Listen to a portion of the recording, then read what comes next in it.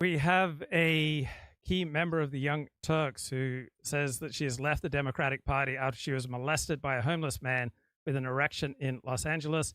She says she was shamed by liberals for stating that she feared leaving her house after the In incident. 2022, it was around March. I was walking my dog. It was not quite dark yet, but the sun was setting.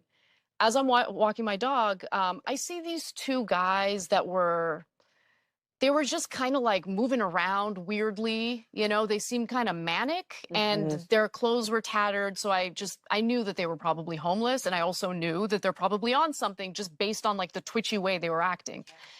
But living in LA, I mean, there's homeless people everywhere, right? So I've never had problems. I didn't think anything of it.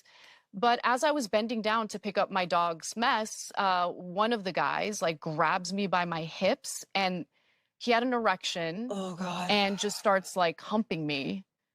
And I didn't know what to do. Like I was terrified. I didn't have a weapon on me. Yep. Like I had no way of defending myself. So I think about my physical safety perhaps on average once a month. But from talking to women, they think about the physical safety multiple times a day, right? Life as women experience it is a completely different thing than from what most men experience. Didn't know how far it was going to go because it's two guys. I'm by myself with my little dog. It was one of the most terrifying things ever because I'm pretty good at defending myself. In that moment, I just knew there was no option. No way. Yeah. Yeah. And luckily, he stopped and they just laughed at me and walked away as they were laughing at me. And so there was the fear and then the humiliation and weirdly shame. Like I felt ashamed. We decide, right, how dangerous our country is. We decide how much violent crime. All right, this was violent crime. This was an assault. And we can determine how much of that we put up with by how severely we punish people who do this. All right, the average felon who gets convicted, he's committed these violent felonies over 10 times on average before he finally gets convicted for one. We just put these guys away for a long, long time, right? There are going to be fewer of them on the streets, and those who remain are going to feel a stronger risk of conviction and a long prison sentence, and they will be less likely to act out in this vicious way.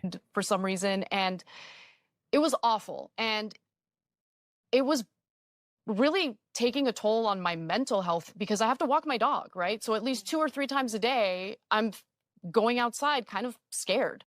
And so I opened up about this on the show. Is she married?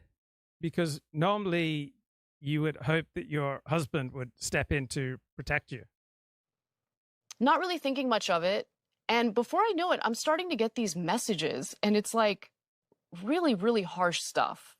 And it's about how you are painting a picture of the homeless community. You know, how could you be like this? You know, these are your unhoused neighbors and they need help. A few people accused me of being racist when I had never disclosed the race of the individuals who did this to me. And in fact, they were white. And so like when they started accusing me of being racist, I'm like, wait a minute.